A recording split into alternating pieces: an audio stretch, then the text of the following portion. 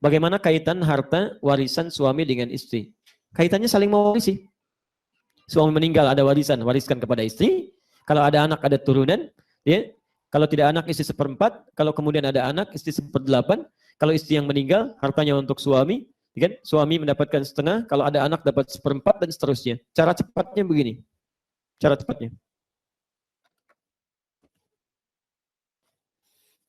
Yang paling cepat ya, Anda bisa nanti turunkan di An-Nisa ayat 11 sampai 13, posisi paling kanan dari pertengahan sampai ke bawah.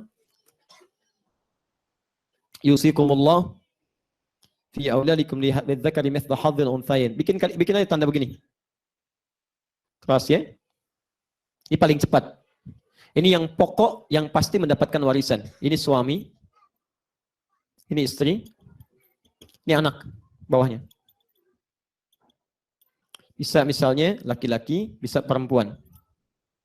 Ke atasnya ini ada ayah, ada ibu. Ini pasti dapat. Ini disebut ashabul furud, yang paling berhak mendapatkan warisan. Dan gak ada alasan, kalau masih ada pasti dapat. Pasti dapat. Jelas ya? Baik, halo jelas belum? Belum saya terangkan, baru saya sebutkan begini ya. Baik, belum saya terangkan, nanti saya perjelas dulu baru jadi jelas ya. Nah, misal begini, lihat sini, fokus. Yang meninggal suami. Suami. Siapa yang mendapatkan harta warisannya? Kalau ini komplit, ada semua, maka semua dapat. Semua dapat. Kita lihat, pertama istri dapat bagiannya. Kalau ada anak berarti istri 1/8. Pelan-pelan. Kemudian orang tua masih ada enggak? Yang dimaksud orang tua bukan orang tuanya istri, tapi orang tuanya suami. Di setiap orang tua yang meninggal anaknya. Jelas ya? Jadi anaknya meninggal, orang tua ini yang dapat. Orang tuanya ini tidak. Jelas ya? Baik. Kok saya belum dapat, nak? Kan saya belum meninggal. Kapan? Ya nanti, ini misalnya. Nah ini ya. Baik. Nah ini enggak. Ini enggak. Yang ini yang dapat. Naik. Pelan-pelan ya. Baik. Turunkan. Misal anaknya ada, lihat apakah perempuan atau laki-laki. Nanti ada bagian masing-masing. Jelas ya? Kalau ini keduanya, ini berikan dulu bagian untuk ayah dengan ibunya. Kalau ini sudah didapatkan, baru kemudian ke sini as-saba ma'al ghair. Tinggal dibagi kemudian 2 bagian. Ya, ini laki-laki dapat 2 bagian dari perempuannya. Jadi intinya gini, kalau spesifik nanti dalam pembahasan warisan, mungkin satu saat kalau ada waktunya kita bisa ambil workshop, saya berikan rumus cepatnya, plus turunan-turunannya, tinggal Anda turunkan begini, kelihatan mana bagian-bagiannya. Dan sekarang sudah menjadi rumusan di kalkulator, tinggal dimasukin aja muncul. Tapi jangan sangat mengandalkan itu. Karena nanti ada teori lain, walaupun dia kebagian jatahnya, tapi ada penghalang, disebut mahjub, dia nggak bisa dapat. Maaf, misal, ini muslim, ini misalnya tidak, belum masuk Islam.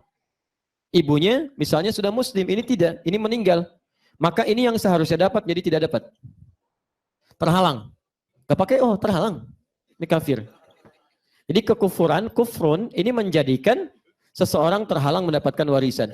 Ini begitu ini dibagi, ini tidak. Jelas ya? Baik, jadi hal-hal semacam ini penting untuk diketahui. Termasuk, mohon izin ya, saya ingin berikan nasihat sebentar. Yang paling penting untuk Anda ketahui semua terkait dengan fase keluarga, menjelang fase-fase akhir kehidupan. Ketika akan seseorang berwasiat, itu umumnya Al-Quran selalu mendahulukan wasiat iman dan akhlak dibandingkan wasiat harta. Ini yang penting untuk mencatat. Quran surah kedua Al-Baqarah ayat 132 sampai 133. Posisi paling kiri di pertengahan sampai ke bawah. Quran surah kedua ayat 132 sampai 133. Saya langsung ke ujungnya saja. Lihat, am kuntum syuhada'a idh hadara Ya'qub al-maut idh qala li banihi ma ta'buduna min ba'di. Lihat kalimatnya. Qalu na'budu ilahaka wa ilaha abaika Ibrahim wa Ismail wa Ishaq ilaha wahidah wa nahnu lahu muslimun. Ya, sampai ke ayat 130 di ayat 133-nya. Lihat kalimatnya. Apakah Anda pernah belajar tentang kisah, mendengar kisah Ya'qub di ujung hayatnya ketika beliau sakit keras akan meninggal dunia, dikumpulkan anak-anaknya. Ketika dikumpulkan yang dibicarakan bukan ini. Tapi yang dipastikan kalau papa meninggal, nanti kalian bagaimana? Mau nyembah siapa? Ibadah kalian bagaimana? Maka anaknya semua mengatakan, papa jangan khawatir. Kalau papa pun meninggal, kami akan beribadah sesuai dengan ajaran papa. Kami akan pegang teguh. Tuhannya tetap Allah, seperti Tuhan kakek moyang kita, Ibrahim, Ismail, Ishak, dan sebagainya.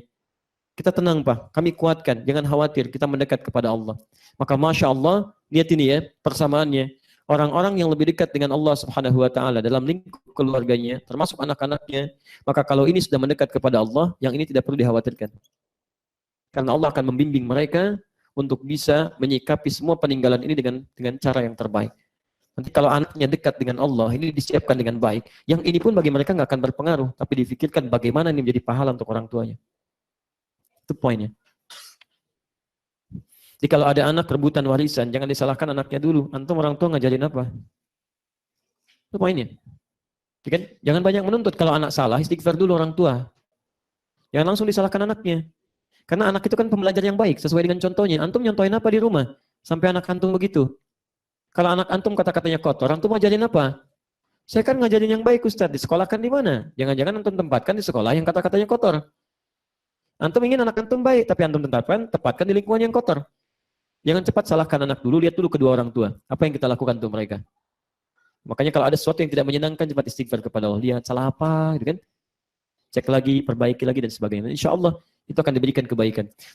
Tolong catat kalimat saya ini ya. Kita sudah lakukan riset kecil-kecilan.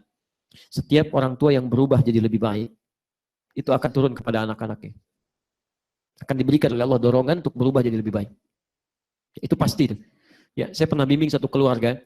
Jadi Masya Allah itu tadinya jauh sekali. Jauh, suaminya sibuk kerja ini, kerja itu, macam-macam. Berangkat gelap, pulang gelap, macam-macam. Istrinya mulai belajar. Lalu diberilah jalan oleh Allah.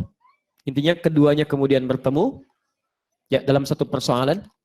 Ya, istrinya sudah mulai masuk nilai agamanya. Kemudian yang suami masih dalam kesibukan. Ya, saling mengingatkan tapi tidak nyambung. Ketemu dalam satu pengajian. Kemudian dari situ ada dialog-dialog dan sebagainya. Kemudian kita berikan pengertian, berikan teori rezeki begini dan sebagainya, mulailah berubah. Mulai ngaji. Antum tahu apa yang terjadi? Begitu justru beliau mendekat kepada Allah, dengan izin Allah, pekerjaan lebih ringan. Sekarang cuma santai di rumah, nungguin lihat, tapi Allahu Akbar, rezekinya 2 kali lipat dari semula. Cuma ngeliatin aja gini, ngeliatin datang proyek ini, telepon lewat dia. Allah jadikan yang lain lewat dia. Tinggal di rumah, santai, lihat, kadang-kadang jalan dan sebagainya. Tapi tidak menghabiskan waktu yang seperti sebelumnya. Sunnahnya jalan, sholatnya, bacaan Qurannya jalan, bisa itikaf juga. Yang paling menarik, anak pertamanya yang senang tadinya umum, tiba-tiba umumnya diarahkan untuk bisa mendesain tentang keagamaannya. Anak keduanya pengen jadi penghafal Quran. Anak ketiganya pengen mengikuti anak keduanya. Anak terakhirnya yang laki-laki pengen kemudian aktif dalam ta'lim. Itu luar biasa. Dan semuanya bermanfaat. Semua bermanfaat. Jadi mulai dari diri kita, kembali ke rumah, cek lagi.